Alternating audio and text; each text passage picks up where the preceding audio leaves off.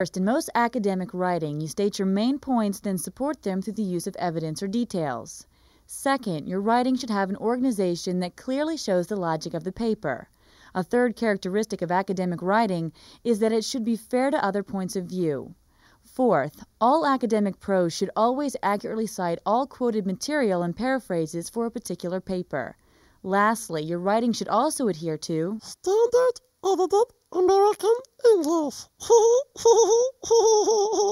So let's discuss each of these little buggers. First, we'll look at what it means to state your main points, and then support them with evidence. Basically, this means you state your position and back it up. Your position is just how you think and feel about something. It's your opinion. If you don't have a position, then you might as well pack it up and head home. But I am already in Heidelberg. Anyway, essays are probably the most common kind of writing in college. We'll use essays to explain the process of stating your main points and then supporting them. You may or may not have cooked up lots of essays before, so pay attention. This first general characteristic of academic writing is a biggie. In order to explain how you state and back up your position, we'll have to describe the overall structure of a college essay.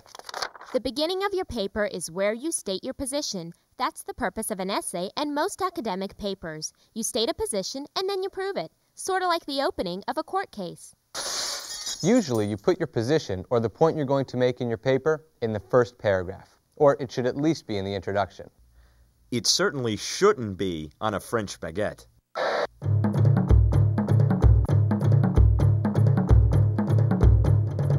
Okay, so now you know to put your position in the beginning of your paper. Now listen up. The first paragraph of your paper, in which you declare your position, is called the thesis statement. The thesis is a really big deal to your college teachers. I mean big. Orson Welles big. Rose big. Your thesis statement should say the focus of your paper as succinctly and clearly as possible. Your thesis statement tells your reader the main point you're trying to make or your position. But what if I ate my thesis? The rest of your paper attempts to prove that your thesis statement is right. Remember, the thesis statement is the numero uno, Mac Daddy, primo importante part of your paper. And if your paper doesn't have one, then you're going to be singing the blues. Okay, so your thesis statement is your position on the topic you're writing about, and your thesis is shaped by the class you're in and the assignment. Let's look at another important point to think about as you write and rewrite your thesis. It's also important to have a manageable thesis that's suitable for the length and purpose of the essay. Why? Because you're going to have to prove your thesis. Let's say you're writing a 5-page paper, but your thesis is about this gargantuan topic that'll take a lot of time to prove. You're going to be in a heap of trouble in the next section of your paper where you have to provide supporting evidence. So after you've stated your position, next comes your supporting evidence. It's sometimes called the body. This is the meat of your essay, or, if you're a vegetarian, the hummus of your paper. In this section, you support your thesis and develop your main points. You support your position with evidence, like research or your own ideas. You absolutely should not support it with styrofoam. On behalf of styrofoam users everywhere, I would just like to say that that last statement is a load of malarkey. Styrofoam is perfectly safe in the microwave. Observe.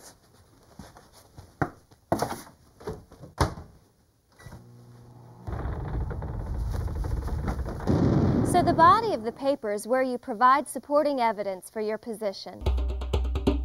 Supporting evidence might be statistics, quotes, close observations, or anything else that backs up your thesis. It's very important that everything in the body of your paper in some way refer back to your thesis statement. Each itty-bitty piece of evidence and illustration should support your thesis statement. If it doesn't, then lose it. Cut it. Save it for the greeting cards. So you've stated your position and supported it through evidence. So how do you end your paper? The end of your paper is often called the conclusion. The format your ending takes depends upon the length and purpose of the essay, as well as the type of writing you're doing. But finishing up a piece of writing doesn't mean you just restate your position and say you've proved it. The goal of the conclusion is to leave the reader with a fresh perspective on the subject, or even a fresh scent. New car. Now, it is important that the ending of your paper leave your reader with a clear understanding of the points you've made. Your goal is to reaffirm your thesis, but also make your reader wish that this wasn't the end of your paper. Man, I wish this wasn't the end of the paper. Wish granted. Your paper shall go on forever. So that's a general overview of stating and supporting a position. Remember, we'll go into more detail later in the program, but right now let's look at the second general characteristic of academic writing. A second important trait in college writing is to pay close attention to the clear organization of the essay. It shouldn't look like a tornado hits your essay. The basic structure of the essay should be logical and clear. In other words, point A should be followed by point B, which is followed by point C. Now, to be sure your organization is clear, you should provide transition sentences between paragraphs that show your movement of thought. Oranges grow in trees. Glue. Citrus prevents scurvy. Let's roll. Needs some transition sentences, doesn't it? Transition sentences connect the idea in one paragraph to the idea in the next paragraph. They're kind of like signposts. They help your readers see the direction your thoughts take. Without transition sentences, your readers might get lost and end up someplace like Des Moines. Now we'll discuss transition sentences some more later on in the program. Just remember that no matter what kind of writing you do, it should have an appropriate organizational strategy. In other words, a piece of writing must be organized well so that your audience can understand and follow its logical flow. Let's move on to the third general characteristic of college writing. All academic writing should be fair to other points of view. You can't just slam other people's ideas whenever you feel like it. You must say why you disagree and support your own views with evidence or by illustrating the point you're making.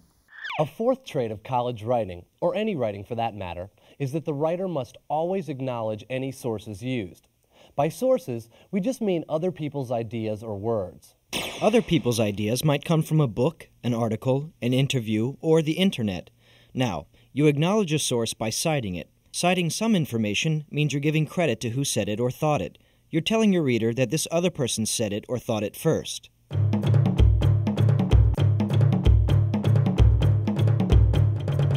There are two ways to cite sources. You cite stuff by using quotations or paraphrases. In a quotation, you take someone else's words and use them exactly as they are in your paper. You must put quotation marks around the quoted words and cite who originally said them. If you don't, then you'll be plagiarizing. Plagiarism is when you try to pass off someone else's ideas or words as your own. You don't give proper credit to those who said it or thought of it. Now, even if you read the quote 77 years ago, you still need to give credit to the dead guy who said it. Ooh, I'm gonna get you for that. You have to cite paraphrases, too. In a paraphrase, you put another writer's words into your own words, but it's still the original author's idea, so you have to credit that author for his or her ideas. So even if you say 2,555 days ago... Now I'm really steaming. You still have to cite your sources. So, that's the goods on citing a source. We'll go into more detail on how to use a source a little later. Just remember that the more sources you use to back up your thesis, and the more well-known and respected your source is, the more likely your reader is to listen to your opinions. The last major characteristic of academic writing we'll go over is that it must adhere to standard edited American English.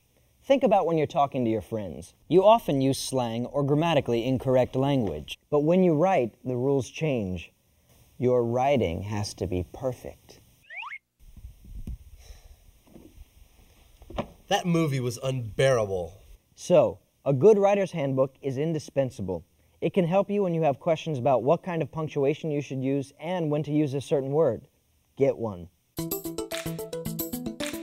So that's it for the general characteristics of college writing. Number 1, stating and supporting your position.